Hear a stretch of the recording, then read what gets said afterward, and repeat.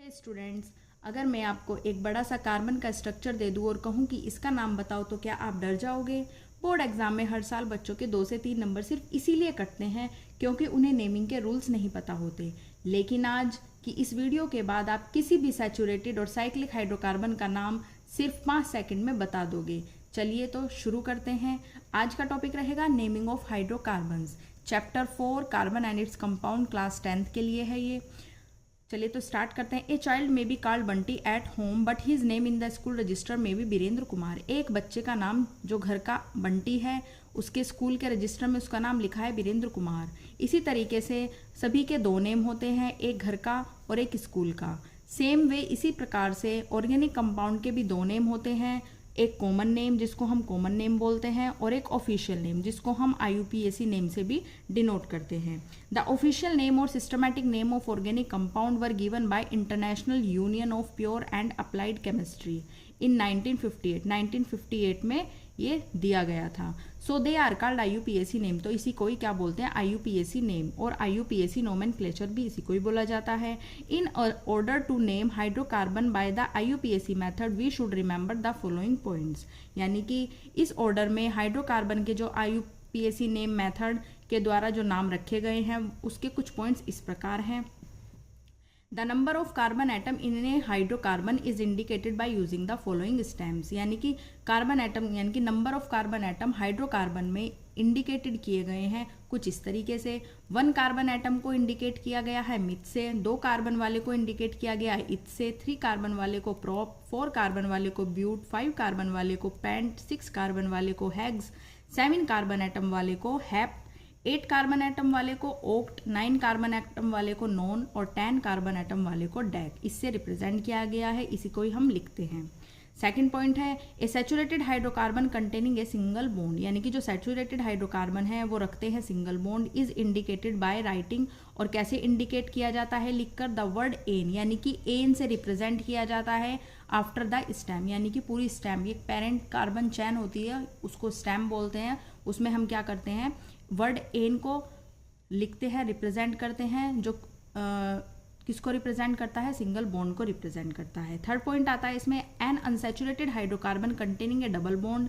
Unsaturated hydrocarbon में double bond containing है, is indicated by writing the word in. तो किससे रिप्रेजेंट करते हैं, इन वर्ड से लिखकर आफ्टर द स्टेम, उसकी स्टेम में इन वर्ड लिखकर उसको रिप्रेजेंट करते हैं डबल बॉन्ड को।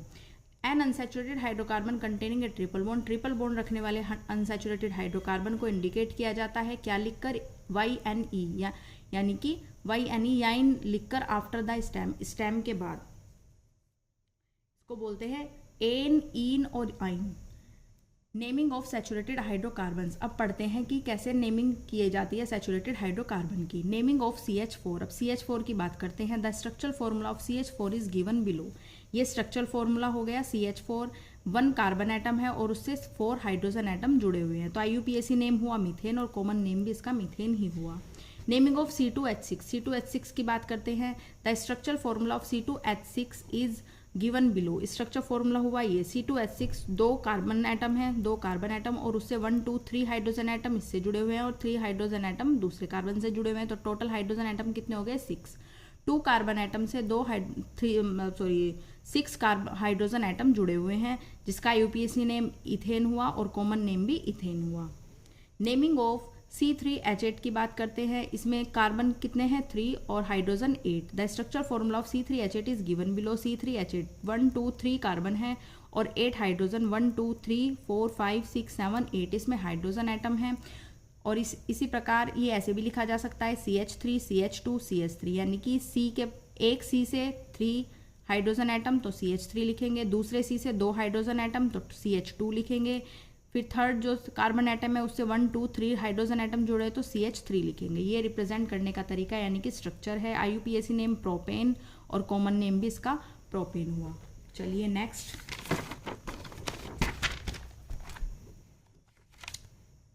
Naming of C4H10। The structural formula of C4H10 is given below. C4H10 यहाँ पर कार्बन एटम कितने हैं 4 और हाइड्रोजन कितने हैं 10, तो 1 2 3 4 कार्बन एटम हो गई, उससे कितने जुड़े हुए हैं हाइड्रोजन एटम 1 2 3 4 5 6 7 8 9 10। ये रिप्रेजेंट करने का तरीका यानी कि ये ब्यूटेन की स्ट्रक्चर है। 4 कार्बन एटम वाले को हमने बताया था ब्यूट बोलते हैं। तो इसी तरीके से CH3 CH2 CH2 CH3 represent करने का तरीका, ये इसकी स्ट्रक्चर हुई। IUPAC नेम ब्यूटेन और कॉमन नेम एन ब्यूटेन, यानी कि एन किसको डिनोट करता है, नॉर्मल को, एन से होता है नॉर्मल ब्यूटेन।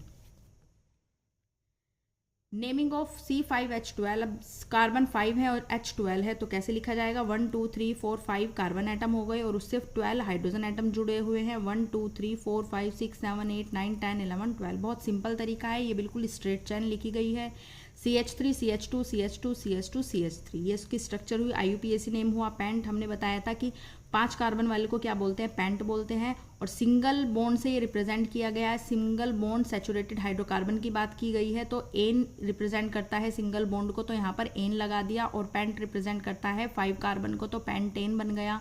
कॉमन नेम हुआ एन पेंटेन, यानी कि normal pentane. IUPAC nomenclature for branch chain saturated hydrocarbon. अब ये तो स्ट्रेट चेन की बात थी, अब करेंगे ब्रांच चेन की बात। The longest chain of carbon atom in the structure of the compound is found first, यानी कि जो सबसे बड़ी चैन होगी कार्बन एटम की वही हम सबसे पहले काउंट करेंगे। Then named as a derivative of the alkane hydrocarbon which correspond to the longest chain of carbon atom, this is called parent hydrocarbon, और इसी को ही हम क्या बोलते हैं, पेरेंट हाइड्रोकार्बन बोलते हैं। The alkyl group present as side chain branches are considered as substituents and named separately as methyl और ethyl, यानी कि जो alkyl group present होगा वो साइड चैन में यानी कि ब्रांचेज में रिप्रेजेंट होगा, वही सब्सटीट्यूएंट कंसिडर करेगा एंड नेम्ड, उसका नाम अलग सेपरेट लिखा जाएगा, जैसे कि मिथाइल और ethyl. The carbon atom of the longest chain are numbered in such a way that the alkyl group substituents get the lowest possible number, small possible number, यानी कि जो the carbon atom of the यानी कि longest chain में जो carbon atom होंगे are numbered in such a way that the alkyl group get the lowest possible number, यानी कि जो अल्काइल ग्रुप जुड़ा होगा वो लोवेस्ट पॉसिबल नंबर में, यानी कि जो कार्बन चैन के सबसे नज़दीक अल्काइल ग्रुप लिखा होगा तो वहीं से हम कार्बन चैन को काउंट करेंगे। नेक्स्ट है the position of alkyl group is indicated by writing the number of carbon atom to which it is attached, यानी कि जो अल्काइल ग्रुप की पोजीशन होगी वो इंडिकेट करेगा by writing the number of carbon atom to which it is attached. वही बात है कि कार्बन एटम से जो अल्काइल ग्रुप जुड़ा हुआ होगा, जो उसकी पोजीशन होगी वहीं से कार्बन हम काउंट करेंगे। The IUPAC name of the compound is obtained by writing the position and name of alkyl group just before the name of parent hydrocarbon. कुछ एग्जाम्पल दिए गए हैं, इसमें लिखा है IUPAC नेम कंपाउंड का obtain bye writing the position और name of alkyl group, पहले name of the parent hydrocarbon से पहले अल्काइल ग्रुप और जो उसकी पोजीशन होगी वो लिखेंगे, उसके बाद हम पेरेंट हाइड्रोकार्बन का नाम लिखेंगे। तो अब एग्जाम्पल से आपको अच्छे से समझ आ जाएगा, जैसे कि फर्स्ट एग्जाम्पल है CH3 CHCH3 और CH में ब्रांच चेन जुड़ी है CH3। अब काउंट करते हैं इसको, देखो अगर हम काउंट करें 1 2 3 तो 3 कार्बन वाली चैन बन रही है। अगर हम यहाँ से काउंट करेंगे 1 2 3, यहाँ से भी 3 कार्बन वाली चैन बन रही है। अगर पीछे से काउंट करेंगे 1 2 3, यहाँ से भी 3 कार्बन वाली चैन बन रही है। यानी कि ये तो सिंपल हो गया कि हमारा ये जो है वो प्रोपेन है। 3 कार्बन को क्या बोलते हैं, प्रोप बोलते हैं, और सिंगल बॉन्ड है इसीलिए एन, तो प्रोपेन का पता चल गया। चलिए 1 2 यानी कि अब ये एक ग्रुप जुड़ा है जिसको बोलते हैं मिथाइल ग्रुप, CH3 को बोलते हैं मिथाइल ग्रुप। तो ये 1 2 3 पर यानी कि 2 पोजीशन पर मिथाइल ग्रुप जुड़ा है, तो क्या हो गया 2 मिथाइल प्रोपेन। प्रोपेन की बात करें 1 2 3 कार्बन है, एक सिंगल बॉन्ड है तो एन नाम देंगे सिंगल बॉन्ड को। उसके बाद 2 पोजीशन पर 1 2 3 2 पोजीशन पर क्या जुड़ा है, मिथाइल ग्रुप जुड़ा है, तो 2 मिथाइल प्रोपेन। लेफ्ट से राइट की ओर हम नंबरिंग करेंगे तो कॉमन नेम इसका क्या हुआ, आइसोब्यूटेन।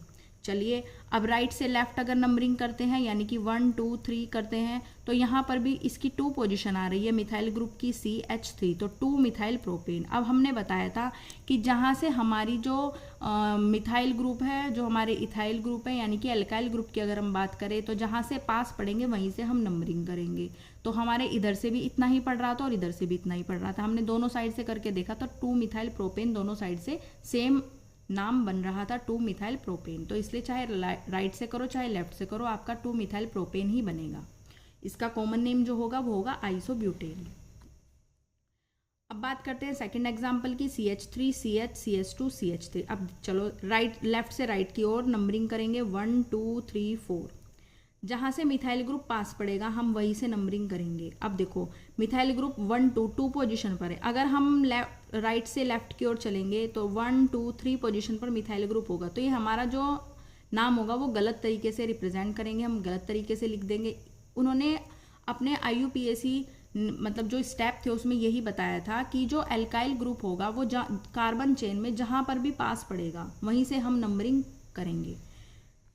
तो 1 2 3 4 लेफ्ट से राइट की ओर हम नंबरिंग करेंगे। 2 पोजीशन पर मिथाइल ग्रुप है, 2 मिथाइल ब्यूटेन। 1 2 3 4 4 इसमें कार्बन एटम है इसलिए ब्यूट हो गया, यानी कि 4 कार्बन एटम वाले को ब्यूट बोलते हैं। सिंगल बॉन्ड की बात की है तो एन लगा देंगे। सेकंड पोजीशन पर मिथाइल ग्रुप है तो बन गया 2 मिथाइल ब्यूटेन। यह है इसका करेक्ट नेम। कॉमन नेम हुआ आइसोपेंटेन, यानी कि इसमें 5 1 2 3 4 5 5 इसमें क्या है, कार्बन एटम है। और आइसो इसलिए लिखा है क्योंकि CH3 है, तो ये नाम लिखने का तरीका है आइसोपेंटेन। अगर आप गलत तरीके से भी इसका नाम लिख सकते हो, जैसे कि हम इसमें राइट से लेफ्ट की ओर अगर हम कर दें नंबरिंग तो क्या होगा 1 2 3 4। अब 3 मिथाइल ब्यूटेन कर दोगे आप इसको, 3 मिथाइल ब्यूटेन गलत होगा क्योंकि थर्ड पोजीशन पर हमने अल्काइल ग्रुप को पहुंचा दिया, जबकि जितना पास पड़ेगा नंबरिंग करने में हम उतना पास लिखेंगे अल्काइल ग्रुप को। तो ये रॉन्ग नेम होगा 3 मिथाइल ब्यूटेन। इसमें सही नेम है 2 मिथाइल ब्यूटेन, ये हमारा करेक्ट नेम है। CH3C और 2 अल्काइल ग्रुप जोड़ दिए और CH3। अब यहाँ से काउंट करते हैं 1 2 3 नंबरिंग करेंगे।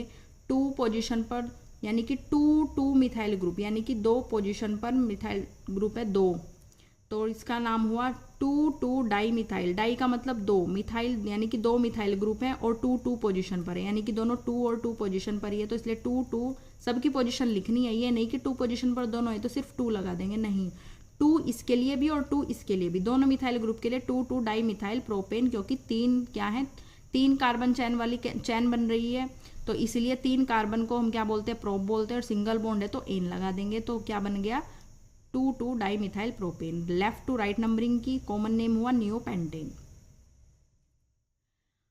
अगर हम राइट से लेफ्ट की ओर नंबरिंग करेंगे तो 1 2 3, तो 3 कार्बन चैन तो है, लेकिन 2 2 डाइमिथाइल प्रोपेन यहाँ पर भी सेम नाम बन रहा है क्योंकि 2 पोजीशन आ रही है अल्काइल ग्रुप की। तो जितना पास पड़ेगा अल्काइल ग्रुप वहीं से हम नंबरिंग करेंगे, वही हमारा करेक्ट नेम होगा।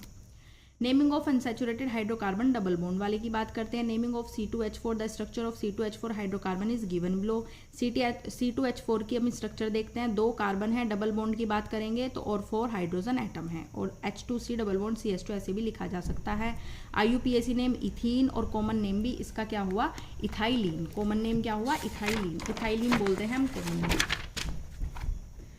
This hydrocarbon contain 2 carbon atom which are indicated by writing eth. This hydrocarbon has a carbon-carbon double bond, so it is unsaturated. Double bond is indicated by using the ending "ene", क्योंकि double bond है इसलिए ene से represent करेंगे। Now by combining eth and ene, the IUPAC name of the above hydrocarbon becomes ethene. Eth plus ene is equal to ethene.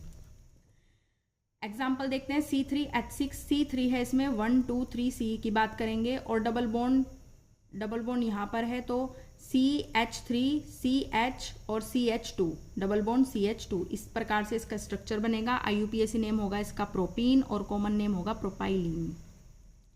Naming of unsaturated hydrocarbon containing triple bond वाले की बात करें तो, the structure of C2H2 hydrocarbon is given below. 2 C है, triple bond है, और H कितने हैं, 2 हैं। 2H ये हम इससे पता कर सकते हैं, अगर 2 H जुड़े हुए हैं तो इसका मतलब यहाँ पर 3 ट्रिपल यानी कि 3 बॉन्ड है, यानी कि ट्रिपल बॉन्ड है, तो हम इसको ऐसे भी लिख सकते हैं HC triple bond CH। IUPAC name ethyne, और common name acetylene. This hydrocarbon contain 2 carbon atom which are indicated by writing eth. Eth से हम इसको लिखेंगे 2 कार्बन एटम वाले को। This hydrocarbon has a carbon triple bond and so it is unsaturated. Unsaturated है double bond, और triple bond वाले को अनसैचुरेटेड बोलते हैं। The triple bond is indicated by using suffix और एंडिंग इन।